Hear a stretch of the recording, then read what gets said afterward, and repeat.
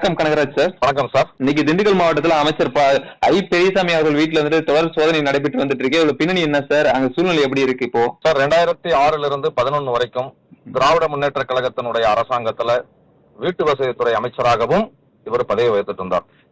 அப்பொழுது அந்த வீட்டு வசதித்துறை வீடுகளை சட்டவிரோதமாக சில லஞ்சங்களை வாங்கிக் கொண்டு அதில் இல்லாதவர்களுக்கு வீடு ஒதுக்கியதாக இவர் மீது ஏற்கனவே இடி வழக்கு பதிவு செய்யப்பட்ட வழக்கு நடந்து கொண்டு வருகிறது. அதுல குறிப்பா சொல்லணும்னா, இப்ப திண்டுக்கல் மாவட்டத்தில் இருக்கக்கூடிய இன்னொரு அமைச்சர், இப்ப உணவு மற்றும் உணவு வழங்குத்துறை அமைச்சராக இருக்கக்கூடிய அரா சக்கரபாணியனுடைய அவருடைய மனைவி ராஜலட்சுமி அவங்க பேர்ல அந்த ராஜலட்சுமி அவங்க சமூக சேவகி அப்படிங்கக்கூடிய பேர்ல அவருக்கும் வீடு ஒதுக்கி இருந்தாங்க. இப்படி முறைகேடாக தமிழ்நாடு முழுவதும் அரசியல்வாதிகளுடைய மனைவிகளுக்கு அவர்கள் சமூக சேவையே என்று சொல்லி வீடுகள் ஒதுக்கப்பட்டது. அதில் மிகப்பெரிய ஒரு பண முறைகேடு நடைபெற்றதாக ஏற்கனவே ஈடியால் வழக்கு பதிவு செய்யப்பட்டு ஒரு ஈடி வழக்கு நடந்து கொண்டு வந்தது. அதன் தொடர்ச்சியாக இன்றைக்கு ஐ பெரியசாமி அவர்களுக்கு சொந்தமான இடங்களில் அவருடைய வீடுகளிலும் சோதனை நடைபெற்று வருகிறது. இந்த சோதனை அவருடைய மகன் வீட்டிலேயே எம்எல்ஏ இருக்கக்கூடிய செந்தில்குமார் வீட்டிலேயும் இந்த சோதனை நடைபெற்று வந்துட்டு இருக்கு. அதோட பின்னணி என்ன சார்? சார், இப்ப அவர் ஐ பெரியசாமி அவர்களுடைய மகன் பழனி சட்டமன்ற தொகுதியினுடைய எம்எல்ஏவா இருக்காரு ஐ செந்தில்குமார். இப்ப அவருடைய வீடும் அவர்களுடைய ஐ பெரியசாமி ஐயா அவர்களுடைய மகளுடைய வீடுகள் உட்பட அனைத்து வீடுகளிலும் இந்த ஈடியானது ரயில் நடைபெற்றுக் கொண்டிருக்கிறது. இதுல குறிப்பா இன்னொன்னு சொல்லணும்னா, அவங்களுடைய பினாமிகளாக பழனியிலேயே இப்ப 2-3 பேர் இருக்காங்க. ஆனா அவங்க வீட்டுல எல்லாம் சோதனை நடக்கல. நான் இந்த பேட்டியின் மூலமா தெரிவிக்க என்னன்னு கேட்டீங்கன்னா, பழனியில் இருக்கக்கூடிய அவர்களுடைய பினாமிகளுடைய வீடுகளிலும் இந்த சோதனை தொடர்ந்தா ஏதாவது ஆதாரங்கள் கிடைக்கலாம். அதே மாதிரி குறிப்பா இந்த வழக்குல தொடர்புடைய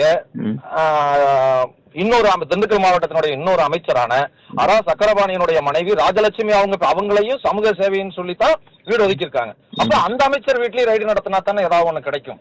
அதனால இப்ப நான் என்ன சொல்றேன்னா, ஈடி இன்னும் கூட அவங்களுடைய பார்வையை பெருசாக்கி இவர்ல சம்பந்தப்பட்ட அத்தனை வீடுகளிலேயும் ரைடு நடத்தி அதற்கான ஆதாரங்களை கைப்பற்றி இவர்களுக்கு சட்டத்தின் முன் நிறுத்தி தண்டனை வாங்கி தர்றோம்னு நாங்க பாரதிய ஜனதா கட்சியின் சார்பாக கேட்டுக்கிறோம் சார். தொடர்ச்சியாக திமுக இருக்கக்கூடிய மூத்த அமைச்சர் வீட்டுல எல்லா வீட்லயுமே சோதனை என்று நடைபெற்று வந்துட்டு இருக்கே, காரணம் என்ன சார்? சார், இந்த ஆட்சி இப்ப இந்த ஸ்டாலின் ஆட்சி தொடங்கினதுக்கு அப்புறம் இது விடியல் ஆட்சிங்கிற பேரை வச்சுக்கிட்டு பகல் கொள்ளையா நடந்துகிட்டு இருக்கு. நிறைய இடங்கள்ல முதல்ல பாத்தீங்கன்னா ஒரு ரோடு போட்டா அதுல ஏதோ 20% 30% கமிஷன் வாங்குவாங்கன்னு தான் நீங்க கேள்விப்பட்டிருக்கீங்க. இப்ப சமீபத்துல இந்த அரசாங்கத்துல ரோடு போடுறது இல்ல. இது எங்க கம்ப்ளைண்ட் பண்ணாலும் அவங்க யாருமே நடவடிக்கை எடுக்க மாட்டேங்கிறாங்க. அவங்களுக்கு வேண்டிய அதிகாரிகளை அந்தந்த துறைக்கு அமைச்சரா கொண்டு வந்து போட்டுறாங்க. அந்த அமைச்சர்களுடைய தூண்டுதலின் பேரால அதிகாரிகளும் சேர்ந்து ஊழல் மிகப்பெரிய தமிழ்நாட்டில் இன்னைக்கு ஒரு மிகப்பெரிய பிரச்சனையா இந்த ஊழல் நடந்து கொண்டு இருக்குது சார். இன்னைக்கு நடைபெறக்கூடிய இந்த சோதனை முதல் கட்ட தகவல் என்ன வெளியில வந்துச்சுன்னா, சட்டவிரோத பண பரிவர்த்தனத்துல ஐ பெரியசாமி அவர்கள் ஈடுபட்டிருக்கான்னு சொல்லியிருக்காங்களே, அந்த பகுதியில் நீங்க இருக்கீங்க, அவருடைய நடவடிக்கை எப்படி சார் நீங்க பாக்குறீங்க?